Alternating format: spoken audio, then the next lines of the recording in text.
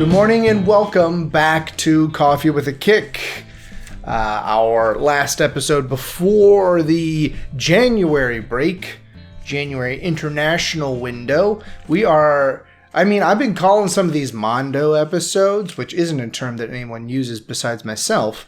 But this one, it's a big one. We've got three. It's a mondo. It's a mondo. If anything is a mondo, this is a mondo episode. 3 full match days to cover and so little time in which to do it. Before we get into the meat of the action, though, I do want to give a shout out here to Rory RP Edits, who gave us the lovely comment of subbing very, very underrated. I'm not sure if he's talking about subtitles on our episodes or if he's talking about substituting people onto the pitch, but both of them are very, very underrated. Anyway. I would probably guess the first one, but who knows? It is a soccer podcast. So it is a soccer podcast. Don't know why he's into the subbing though. Never mind. Anyway, why don't you go ahead and like and subscribe on the YouTube channel. Leave a comment, and if I like it, I'll read it. Because the other one I'm not going to read. You can see what it is on our last video, but I'm not going to read it. I don't put that type of negativity out there. So hit the subscribe, hit the bell, hit the what, hit the how. Drop us a follow on X. Cool. Anyways, on to the matter at hand. Crystal Palace, way back there on, let me get back over to the proper screen. Way back there on the 21st of December, all in the other year entirely, 2023, Crystal Palace and Brighton draw at Selhurst Park 1-1. You actually had this one correct. You had this as a draw. I had it as a victory for Brighton. Yeah, I felt like Crystal Palace at home, Brighton hadn't been playing super hot. So I felt like Crystal Palace could sneak a point. And honestly, as we'll see, it's pretty important. Pretty important point. Pretty important point for Crystal Palace. This was actually their 5th straight home result ending in a 1-1 draw. Wow. Weird for Crystal Palace. There's some good action there. Nice diving header by Ayew from Olise. But it wasn't a fantastic match. There were a couple 1-1 decent matches that happened on this match day, but nothing worth going back and reviewing. Really, Brighton, they dominated possession for the most part, but Crystal Palace was glad they got their goal there just at the first half, and we're happy to coast out the rest of the time.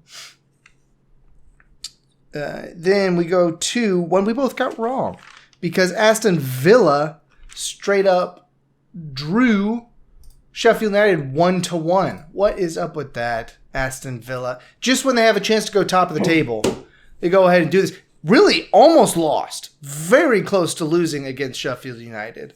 At home, where they had been quite stellar recently.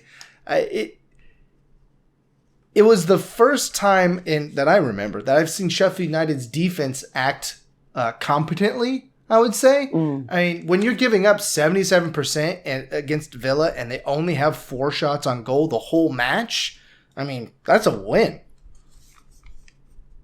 Yeah, of all the teams I thought would end the 16-game win streak for Aston Villa, it was not Sheffield United. No. So props to them for proving us wrong. Yeah, it really just that Zaniolo goal saved Aston Villa from dropping all 3 points, maintained the one. Luckily, we go over, in some of the other important matches on this match day, there was other draws, so really ended up being a moot point across the top of the table for the most part. But before we get to that match, we have West Ham United beating Manchester United 2-0, which you had correct. I did not. I thought there would be a draw because I hate picking West Ham. Yeah, good match for West Ham. I felt like during this holiday season, as we'll see, they had some pretty good results, and it started with this one. They handled Man U, and I think it really carried momentum. Yeah, they took advantage of it. It was a really young side that, which was the second to last side that Ten Hag put out there, right? Because I think he was fired after the next match. Is he put out a very young side, and even though they gave up, 65% possession to Man U, only 3 shots on target the whole match. So it was very competent from West Ham, and it's a very good job on their side, just taking advantage of that defense in the end. But yeah, it was a great result from them. And listen, we covered it a tiny bit in the last episode because we were doing an episode after the previous 2. But yeah, this was, I think the writing was on the wall at this point for Ten Hag. He was just hoping to last out the year, but would not be that way. Then we go to when we both got wrong. Because Fulham, what happened? You lost 2-0 to Burnley at home? At Craven Cottage? And it wasn't even close. Yeah, really, I mean, good match day for the bottom table. Yeah. Because, as we'll see, Luton got the victory, Burnley got the victory, Sheffield got a draw. I don't know what happened, but I think some teams were just snoozing around Christmas and didn't want to play, and they were giving gifts just to the other team. Well, it's a weird match for Burnley to have won because we talk about them all the time that they have a lot of pointless possession. And they got outpossessed in this one 65.5 to 34.5. So it wasn't the typical Burnley play style. I mean, they did have pointless possession that they did have, only 2 shots on goal. So at least they were efficient in that regard. 2 shots on goal, 2 goals.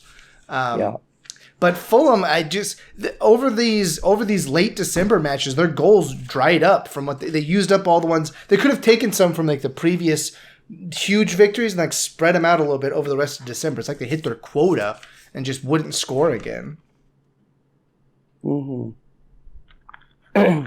Yeah, odd game, but it happens. Yeah, and the Odebert goal was something pretty special. It was really nice there. And for his, that was the first goal in the 47th minute. And then he assisted on the other one. So really good match for him. And here's to the other bottom half. Luton beats Newcastle outright. We'll get to this in a minute, but Newcastle really, they got injured and the injuries just kept piling up. I think they picked up another one in this match. That someone else had to go off injured. Where was that note? Yeah, Lascelles was forced off the pitch just before halftime. Jamal Lascelles. So, and it's really shown for Newcastle over the last part of December. Lutontown, they got their 25th minute goal and they were fine just sitting back. They outshot Newcastle though, oddly enough. Even though Newcastle was were the ones trailing. Yeah, this game, not a lot of fight from Newcastle. Haven't really seen a lot of fight in a while from Newcastle. So yeah. I mean, this is a new low. A new low is losing to Luton 1-0. The only bright spot is that you were at Kenilworth Road, and that's not much solace. Yeah. Yep. And then to a high scoring match, Nottingham Forest and Bournemouth. You got this one correct. You thought Bournemouth would win outright. I did not. But it was, exciting game. Exciting game. A lot of good fight from Nottingham Forest. I mean, going down to 10 men in the 23rd minute. When it's 0-0, you're like, oh, okay, well, we'll eventually lose this. No, they go up 47th minute, up a goal, go down because Solanke gets 2 goals there in a 7-minute span. But, well, there it goes. I lost my note. But Nottingham Forest doesn't salt the game away. They come back and score in the 74th with that Chris Wood goal. And it looked like they were going to get a point out of it, strangely enough. It just took that Solanke, it was 90 plus 4 minute goal to put Bournemouth on top. But it was I will say that if you find yourself bored one afternoon and you got 15 minutes to spare after you've subscribed to our channel, head over to this match and watch it, because I thought it was an entertaining match. The highlights, Nottingham Forest was okay with sitting back and not having possession, but they still made it exciting. I'm with you. I thought after the Chris Wood goal was going to draw, so Solanke just had to get that hat trick. But yeah, this is one of those where I would actually encourage going back and watching the highlights. Yeah, there's another one coming up where you want to watch just the second half. I think that was on the most recent match day. Yeah, it was. Boy, I had a note here about Solanke's. Solanke's hat trick. Something about. I think it's something about it being a second half hat trick, because he got all 3 goals in the second half, but I can't remember what the note is. I can't read it. My handwriting's too bad. Anyways, we will move on from that. Later. When I come back and read it later, I'll figure it out. It says 10 so early, but Solanke collected hat trick. I don't know what that means. Anyway, Spurs beat Everton 2-1. This match, Tottenham salted away a little pretty early in the match. They got 2 goals in the first 20 minutes, and they seemed fine just possessing and not letting Everton do anything. Everton still had a decent amount of chances, to be honest. They were fine doing it, but it wasn't like it was a calm last 3 quarters of the match. Yeah, I felt like Tottenham kind of got lucky in this one. They really did fall asleep. Once they went up 2-0, they had a couple of chances, but nothing. Everton had better chances the rest of the match. So, I felt like it really Tottenham came down to Vicario. Luckily got it. Yeah, it really came down to Vicario really putting on. I mean, he made 7 saves across this match, and there was one there, a very late goal line save. I think that was in like the 87th minute or something, and then VAR helped him out as well with a foul getting called back in the buildup of a goal that Everton did end up getting. So it was. They sat back and they paid for it with nerves. They got out of there with the 3 points, but Everton fought till the end. Another really gutsy loss. Moral victories at this point, but it was a gutsy loss there by Everton. Definitely pushed the matter. And then to the other 1-1 draw. This is the other top of the table 1-1 draw. Liverpool and Arsenal. This one felt like neither team wanted to lose. So neither of them ended up winning. Yeah, very much a match where, like you just said, it seemed like both teams were very timid. Neither team really, once they got into the final third, it didn't seem like they had that killer instinct. No. They were a chance maybe for Salah, then he wants to kick it back out. A chance for Saka, then he wants to kick it back out. So it did kind of feel like neither team wanted to drop any points, but that doesn't help you win matches. Right. Yeah, and you look at the stats and they're almost even. 51-49 for possession, 3 shots on goal, 2 shots on goal for Liverpool and Arsenal, 13 shots apiece in total, 5 more touches for Liverpool, 19 more passes. It was a really even and dull match. Everything happened in the first 30 minutes, and then you could have tuned out after that. It did Arsenal no good because, as we'll see going forward here, they did not fare well the rest of the match days. Then we get to my Wolves there on Sunday, taking out Chelsea 2-1. Talk about a team hot at the right time. Seriously, it did not look good the first half hour or so because it felt like Sterling was everywhere. For this one, and we got lucky. I'll say we got lucky keeping him out and not giving up penalties and just making it 0-0 to halftime. But then we really picked it up in the second half, and we got the 51st minute goal with Lamina, with Sarabia posting that one in, and we were able to kind of get things a little bit more in front of us. Chelsea still had the bulk of possession, but we had good chances, and and Doherty got his 90+3 minute to help us put away. They made it interesting, though. A 90+6 minute goal for Chelsea. But we were able to hold out until the end and get... This is apparently only the second match ever on Christmas Eve, is what I saw. Wow. Which is just a scheduling fluke more than anything else. But, we got a victory at Molineux against Chelsea on Christmas Eve. Great Christmas present. Thank you very much. And we both got that one right. We both thought my Wolves would win. You actually got... That might be a first. I do remember this, though. You did get that Liverpool-Arsenal match exactly right. You got 1-1 as the scoreline, and you said it was going to be a boring match. And it ended up playing out exactly like that. In total, this match day was terrible for us, actually. Well, it was terrible for me. I was 3-6. You were 6-3, so you did much better than I did. The next one was bad for both of us. This might be the first match week that I've beaten you.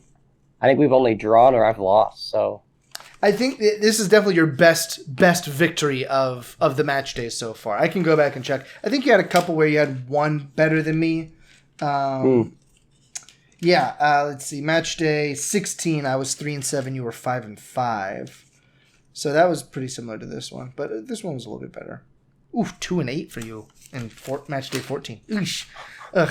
Yeah, our numbers really dropped here over the last month and a half or 2 months or so. It's the second half. We're not going to get relegated. We're there. We're going to stay up. We're getting there. We'll figure it back out. We'll get healthy. All the other teams will get healthy. It'll help us. It'll help us be able to predict better. We don't have to worry about so many midweek games draining teams. That was our problem, the midweek. That's what it was. Like Newcastle, we couldn't handle the midweek and the weekend action. That's what it was. Who could? Who could? Not Newcastle. Speaking of which... a lot of other teams. Speaking of which, Newcastle dropped another 3 points to Nottingham Forest, starting off match day 19, our halfway point, at St. James's Park. They get dropped 3-1 against Nottingham Forest with a second half comeback by Nottingham Forest. 3 goals, another second half hat trick. This one by Chris Wood, of all people. Yeah, I think this was the first match that Espirito Santo was officially in charge. That's a pretty big first win for him. Is that right? I thought this was his first win. I know. I thought he was in charge of the last one, but I could be wrong. Chris Wood, former Newcastle player, gets the second half hat trick, and again, it was. Newcastle had their chances for sure. It wasn't as inept as some of their other losses recently, but you give up the 1-0 lead and aren't able to come back against Nottingham Forest. Not a great look for Newcastle again. Yeah, great look for Nottingham though. Definitely, and we both got that one wrong. You thought it would be a draw. I thought that Newcastle would win because Newcastle is supposed to be better. You'll hear a lot of the we got it wrong on this week. Then to Bournemouth and Fulham. Again, Fulham used up all their goals for December already, so they lost 3-0 to Bournemouth, who was on quite the hot streak for a while there. This was their 6th win in 7 matches for Bournemouth here with the 3-0 victory with a Coulibaly, I think that's how you say his last name, and then Solanke got a pin, and then a 90+3 Sinistera goal to wrap up the Christmas presents on a good old Boxing Day match. Yeah, I mean, Bournemouth and Luton, these 2 match days, they really kind of, I feel like, rewrote where they could actually end up in the table. Bournemouth, I think, could be a top 10 team if they keep it up. I mean, they could. I think their only 2 losses, including the next match week, are to like top 6, 7 sides. So they're beating all the lower sides. Luton beat Sheffield United. Thankfully, it wasn't a draw because I think their reverse fixture was a draw, if I'm not mistaken. Either way, they're beating Sheffield, who they need to beat to be able to stay up. So pretty important victory there for them. Yeah, Bournemouth did lose to City 6-1. But they drew Villa and lost. Yeah, they're definitely not performing against the top tier. Arsenal beat them 4-0. Brighton had beat them 3-1 earlier in the season, and Liverpool beat them 3-1. So yeah, I mean, and Spurs beat them too. So Spurs have swept them this season, including this next match that we'll get to in a moment. But yeah, it's Bournemouth is beating who they need to be. It's very similar to how Manchester United's up so high on the table. Like we think of Manchester United this season, like what are they even doing? Well, they're beating the teams that they're supposed to, and just playing like hot dog water against everybody else. So they're. And that's, you know, you're paid to beat the good teams, you know, that's where you're supposed to be performing. And if you've never tried hot dog water, feel free to go try that today. Yeah. And you'll know exactly, you'll taste it and you'll say, yeah, that's Man U. Yeah. That feels right. Yeah. It feels about right. Speaking of Luton, they beat Sheffield United 3-2 at Bramall Lane. Huge result for them. But the thing is, Sheffield United scored 4 of the goals within 20 minutes. 2 of them happened to be own goals. This is a crazy match. Watching those 20 minutes is hilarious. This is a bit of a specific thing, but this is the first time in Premier League history for a team to have 2 own goals after the 75th minute of a match. It's kind of particular, but still, first times, you know. But yeah, it wasn't like they were, you know, back passes that got mishandled by the goalkeeper. These were attacking possessions that the first one in particular, it was rather unfortunate for the Sheffield United defender, Jack Robinson, putting that one in. The second one was a little bit worse, but still, it was because Luton was pressing that these were conceded. Yeah, it was. I mean, it was embarrassing. It felt like it was Sheffield. It was their destiny. That's what it felt like. Yeah, I felt like once the last own goal went in, it just felt right. Yeah, and just after you had played such a competent defensive match, you know, that's why you just can't trust Sheffield's defense to be the same team from one week to the next. And that's, you know, characteristic of a side that isn't very good. To another team that's not very good. Lutontown. Liverpool beat Burnley at Turf Moor 2-0 in a pretty comfortable match. Very comfortable match, as a matter of fact. Burnley, 0 shots on goal. So never even troubled the goalkeeper there for Liverpool. Very similar to Manchester City's match on the next match day. But Liverpool got it open early with a Darwin Núñez goal in the 6th minute and finished it with a Diogo Jota in the 90th. And that's about all you need to know about that one. Yeah, start to finish, Liverpool wins. The second goal, Núñez, honestly felt like a relief goal because they only had 1 goal throughout the whole match. So, yeah, it could have been 5-0, honestly. So, good on Burnley for keeping the goal difference. 10 shots on goal for Liverpool. So, it was, it very much could have been worse for Burnley. Then to a very surprising result here. 3-2 victory, Manchester United over Aston Villa at Old Trafford. This was, by the way, the first goal in the 59th minute after being down 2-0 in the first half. Aston Villa gets 2 goals from McGinn and Dendonka in the first half. Garnacho comes back with a goal in the 59th minute. That was the first goal for United in, let me get this number correct, 439 minutes across all competitions. That was their first goal. Wow. That is almost 5 full matches. Very close to being 5 full matches.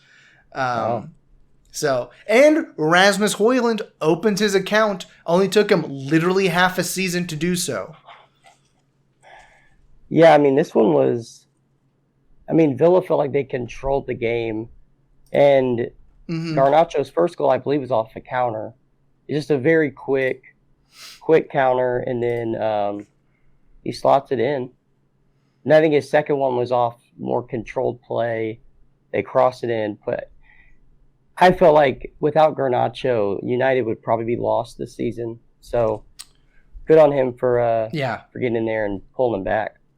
Yeah, it was a weird match because Aston Villa, I'm not sure what they were doing because they did have the match in hand. They just kind of came out in the second half flat and just never really got engaged with the match in the second half. They lacked a lot of verve is what I put down here. They're lacking verve in the second half. And, United, they're young talent, but they are talented. And it came back to bite Aston Villa when, again, they could have gone. I think they could have gone top of the table for this one. Yeah, they could have gone top of the table here, but again, missed out on an opportunity. That then moves us to Wednesday, the 27th.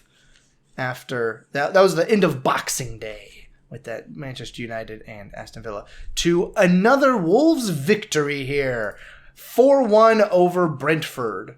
Yeah, I did not see this one coming. I'm pretty sure I picked Brentford to win.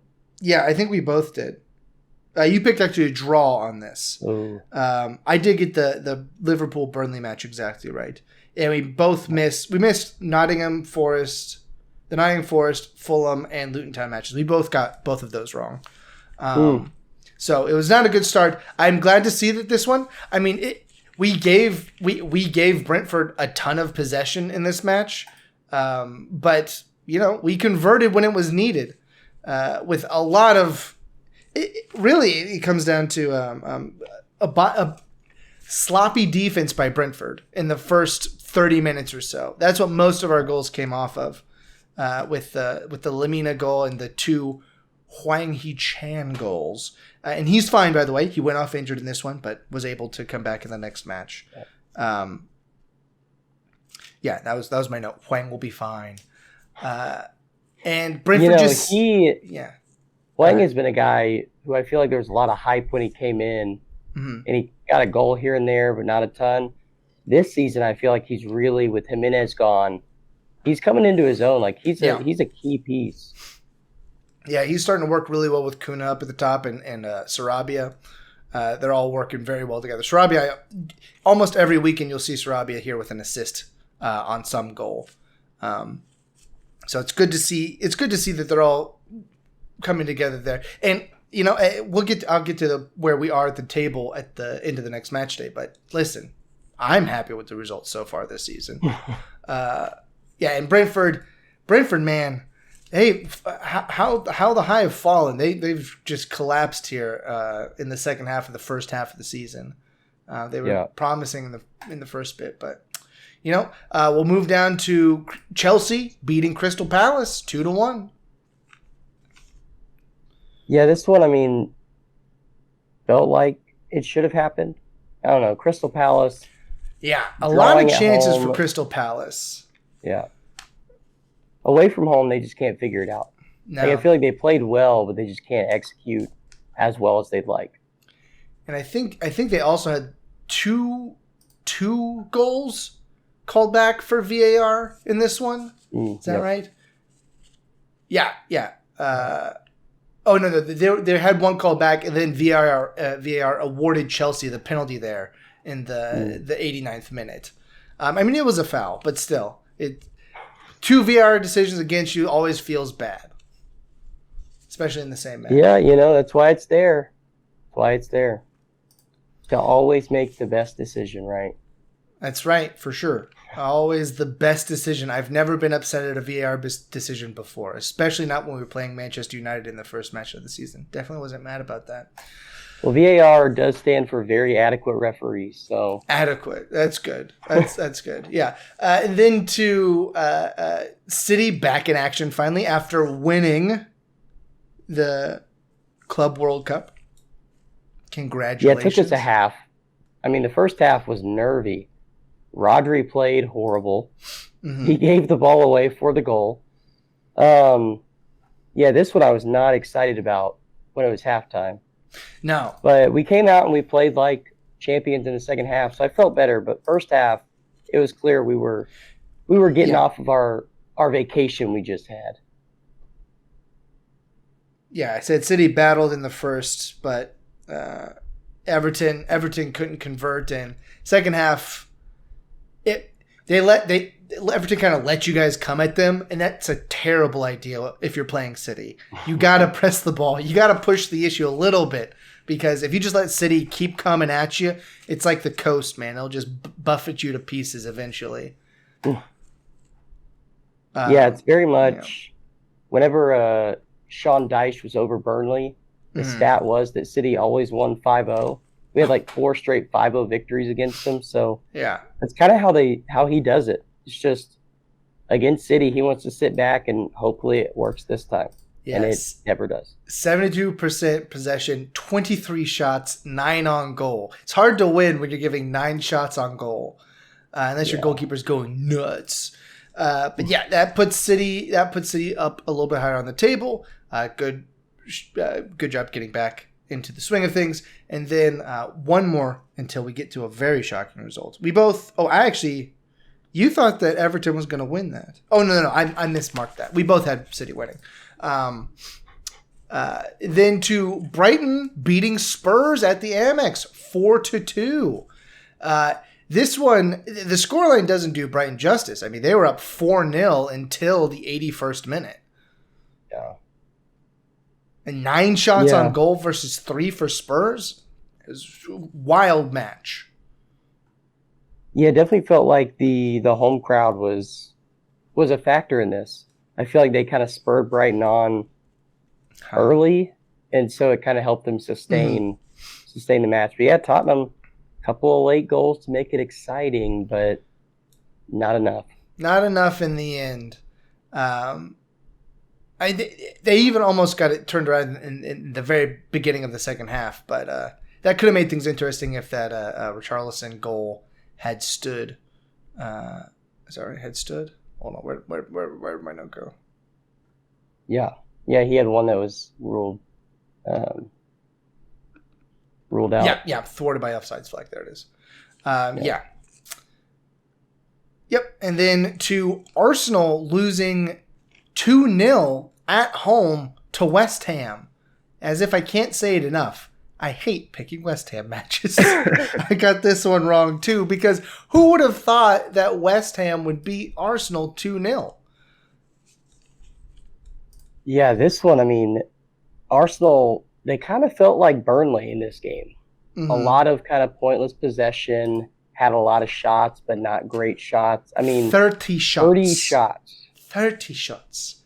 Only and 8 on not goal. All of them were good shots. Yeah, right. 8 on target. So, I don't know. It kind of felt like once West Ham got the first goal, I thought they were going to win, because they are the kind of team that just, we get a goal, we sit back. We don't go, we let you come at us. And that works for them. Not for Everton, but works for them. Yeah, and as if to drive home that point, Arsenal had 77 touches in the opposition box across this match.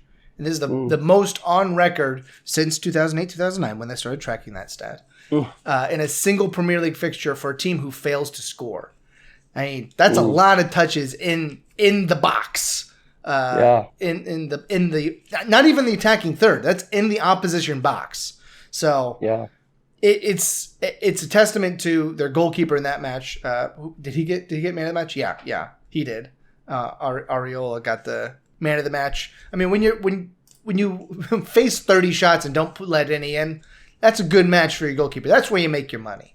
That kind of put the top of the table in a bit of disarray, a little bit there. And then we get to our most recent match.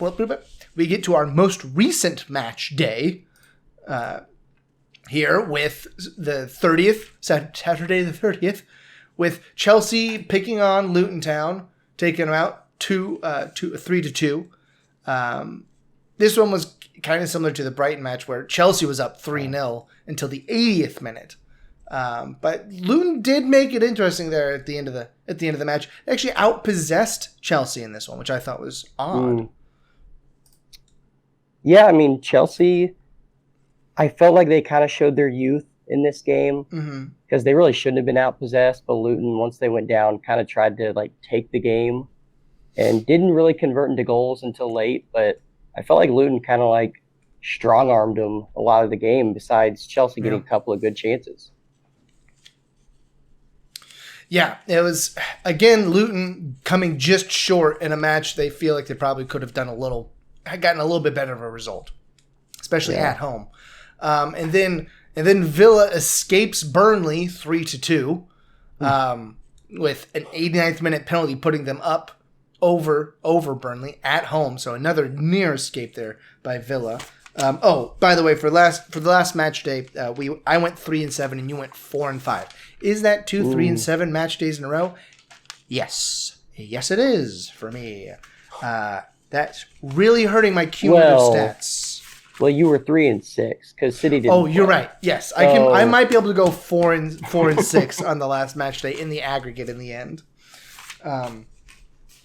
Hopefully so. It's a City match, so I think I'll be fine. That's one of those reasons. I could go ahead and bag this one, right? Right. It really, going back to the Burnley match, it's impressive that Burnley was in this at all because they went down to 10 men in the 56th minute and came back and drew in the 71st. So it was not that Burnley got romped and stomped and got a late goal. It was that they were in the match for the most part. Mm-hmm. Yeah, for the time being, puts Aston Villa second in the table. Mm-hmm. City has the game in hand, so we'll see. But yeah, Aston Villa, they love being in second. They don't want to be in first, Never want to be in but first. They love being in second. Never want to be in first. We'll see when they get to the other side of if they can do it on the other side of the. Let's see who do they play before Liverpool on the other side of the international break? Let's see. They play Sunday, so it depends on when Liverpool plays. Liverpool does not play that match day. They don't. Yeah. Wait. Oh, what? Huh? We've got some matches coming up on the 13th, 14th, and 15th. No, just a few matches. Are these makeup matches? What are these? There's only 5 matches.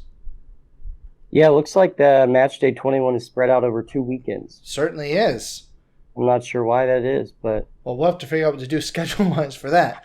But yes, Aston Villa does have the chance to go top of the table because Liverpool does not play until a week later. So we'll see. We will see. Anyway, back to Crystal Palace beating Brentford 3-1 at Selhurst Park. Yeah. Yeah, this was a big win for Crystal Palace. Yeah. As we had mentioned, they had drawn 1-1 a lot of times. Mm-hmm. So them finally breaking through and getting that victory, good for them. Yeah, Brentford got started early in the second minute with their goal. It is really long. They really checked that VAR. They took a good look at that VAR. To make sure that it was all copacetic there. But after that, it was all Crystal Palace. After going down 1-0, pretty much. I mean, there were some decent chances for Brentford, but the majority of them went to Crystal Palace, and Olise really showed out in this one. Then to the next match. Oh boy, this one was such a routine, dull 2-0 Man City victory over Sheffield United. I mean, this one was embarrassing. The stats here was 80% possession, 1,000 completed passes. Yeah. You did let 2 shots on goal though, so shame on you, City. Shame on you. Yeah, this one, I mean, it was clear from the start that we knew it was going to be a victory, and we kind of played that way. Once we got the first goal, we were very okay with just passing it around, taking outside the box shots, hoping something goes in. Like, it didn't really feel like we were trying very hard, and Alvarez got the second, but yeah, I mean, felt pretty routine. It was pretty dull. Now, if you want to see a true drubbing, why don't you go over to that Wolves-Everton match, all right? You know what I mean here? I mean, we only had 52% possession, but they had no shots on goal the whole match, Everton.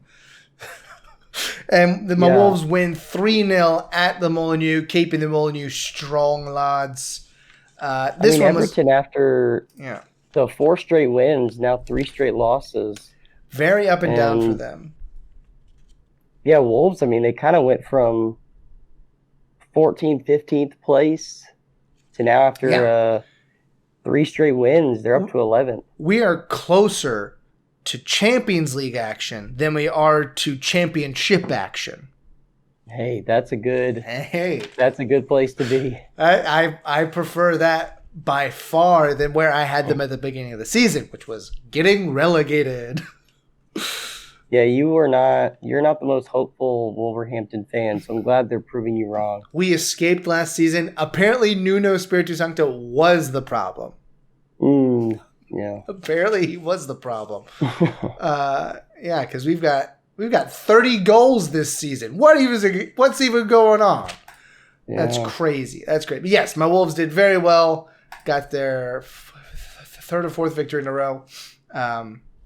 And going to the international break, happy as a clam. I don't know what that saying means. I mean, I know what it means, but I don't know why. Then to Nottingham Forest taking out Manchester United. It's just back and forth with Manchester United. Nottingham Forest 2-1 victory over Manchester United. Very efficient, I would say, from Nottingham Forest. 2 shots on goal in the match, 2 goals. Was it? United feels bad about this one. I feel like they felt like this one got away from them. Yeah, I mean, you have that big victory against Aston Villa. You're feeling good. Then you go to Nottingham Forest, and yeah, second half wise, probably should have won it, but you couldn't get it done. So they can't be feeling good. No, and apparently Ten Hag is still there. I thought he got fired. I thought we figured that out, that he had gotten fired. Maybe he's fired now. I don't know. What I read was he's having meetings with the owner about his future. Okay. That's the last thing that I read. But the reports are that, depending on how those meetings go, it could be the boot. Yeah, well, losing to Nottingham Forest before you go into those meetings is not the look you're going for sure. That ends the Saturday action. Then we move to Sunday, where Fulham, Arsenal drops more. I mean, they go up 1-0 in the 5th minute with a Bukayo Saka goal and end up losing 2-1 at Craven Cottage. I mean, it's a nice London derby here, but Fulham denies Arsenal any points at all. Yeah, I mean, Arsenal's now 5 points off of first when they kind of were occupying first for a while there. Yeah. And depending on what the City Brentford result is when they replay it, could be 3 points off City. And I don't know, Arsenal seems to be kind of falling off the wagon. For sure. And this was like an early goal. So you're thinking, they're going to win. I mean, 5th minute goal, you think they're going to win by quite a bit. And Fulham came back and caught them snoozing. Yeah, like they only have one win. They only have one win out of their last 5. Going back to the beginning of December. And before that, they had won their previous 4. So, yeah, not a good look for Arsenal for sure. Did I have anything else to say about that? Yeah, struggling to get goals is what Arsenal's problem is. They just can't seem to do it. Even after having 77 touches, at least they scored and didn't have 77 touches in the box and not get any goals. And then to Spurs beating Bournemouth. The run finally ends for Bournemouth. After winning 6 of 7, they run to the Spurs, and Spurs beat them up 3-1. In this one, this one was not close. Bournemouth got a nice consolation goal in the 84th minute, but it was pretty solidly Spurs the whole match. Yeah, lots of shots by Bournemouth, but not any quality shots. I mean, 24 shots, 4 on goal. So it just kind of felt like they were, just spinning their wheels trying to figure it out. Yeah, not a great result for Bournemouth, but they had just been on such a great run. You can take the poor result. Then this is the one that I was referencing earlier: Liverpool and Newcastle United ending 4-2. You're like, oh, I guess those were spread out evenly across both halves. You'd be wrong. 6 goals in the second half in this Liverpool Newcastle match. So really just click on for the second half and you will not have missed anything. Yeah, it's this one, like, it was 0-0. I really thought it was going to be another, like, 1-1 Liverpool result. But, yeah, I mean, I was hopeful when Isak scored. I'm like, come on, Newcastle, get some life. And then they just get that sucked away from them in 4 minutes in mid-70s. And, yeah, that was exciting second half, but tough for Newcastle. Yeah, this is now Newcastle has now lost 5 of their last 6 matches. The only win being their 3-0 victory over Fulham back on December 16th.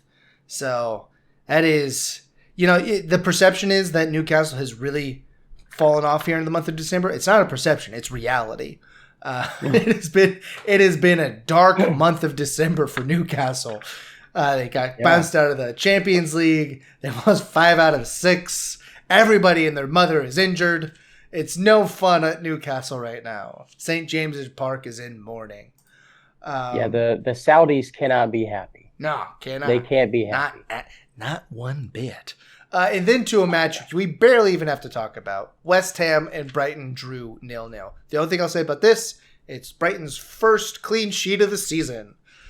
So good for them, I guess. Yeah, first clean sheet, but they also didn't score. Yeah, so... and really, I think Brighton feels robbed here. They had 8 shots on goal, 22 shots in total, 70% essentially possession. They have to feel bad about this one. Yeah, but the thing with West Ham is this is their 4th straight Premier League clean sheet. They clean sheeted Wolves, and then Man U, then Arsenal, and now Brighton. So they figured something out defensively, because in the Prem, they're clean sheeting teams. They're getting points. They figure they can't get relegated if they don't let the other team score, and they also won't drop in the table if the other team doesn't score. It's not a bad strategy. Listen, if you could pull it off, go for it. But yeah, that is impressive. Since they've gotten spanked 5-0, 4 straight clean sheets. Well, good on West Ham. Maybe I should just. Whoa, that was crazy. Maybe I should just start picking goal lines and just say, I don't think West Ham's going to give up any goals, and maybe then I can start picking right for them. I forgot to mention who we were getting right and wrong throughout all of this. You got the Nottingham Man U match exactly correct. But overall, we did well for this match day. Things got back to normal. 6-4 on my part, 5-5 on your, with the perfect pick. So that brings us to the end of match day 20. We will now be going off into that bright blue yonder of the international break. Here, I've got the tabulations here. I haven't done this in a couple weeks. So don't be shocked when you hear how bad these numbers have gotten recently. I am now 86-102 on picks. Wow. Yeah. How the mighty have fallen. I was just a few weeks ago, I was 58-62. Ooh. I mean, I was almost at 500. And now, a few weeks later, 86-102. You were at 83-105. So you've caught up here in the past 3 match days or so. I'm coming. And we are now neck and neck going into the back half of the season. But let's go ahead and take a look at the table here. We've talked about it a little bit. Liverpool is now on top all of a sudden. I still think that Jurgen Klopp should be fired. But they're on 45 points with Bournemouth up next. Villa is, like we said, they like their second position.